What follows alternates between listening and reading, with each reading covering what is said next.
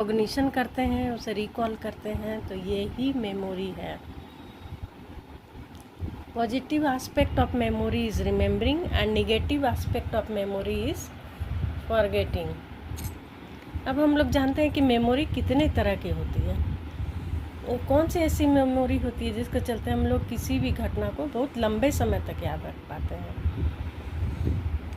तो इसे हम लोग एक चार्ट से समझ सकते हैं। कोई इन्फॉर्मेशन हमें मिला, जैसे कि कोई दृष्टि से संबंधित कोई, हम लोग जैसे कि बल्ब बुझने के बाद भी हम लोगों को उसकी छाया दिमाग में रहती है, तो ये हो गया दृष्टि संबंधित।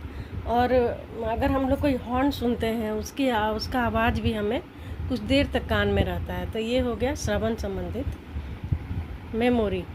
तो इन्फॉर्मेशन हमें मिला और उसके बाद वो सेंसरी मेमोरी में चला गया, जिसे सेंसरी रजिस्टर्ड भी कहते हैं, रजिस्टर भी कहते हैं। यहाँ पर रजिस्ट्रेशन हो जाता है मेमोरी का, या 1 सेकेंड से कम रहता है। दूसरा होता है शॉर्ट टर्म मेमोरी, जो 30 सेकेंड से कम का होता है। और तीसरा होता है लॉन्ग टर्म मेमोरी, जो 30 सेकेंड से लेकर के लाइफ लॉन्ग तक रहता है। जैसे कैसे हम लोगों को याद रहता है कि हमारा जो बचपन में मेरा दोस्त था, उसके साथ हम लोग कैसे साइकिल चलाते थे, कैसे अमरूद तोड़ते थे,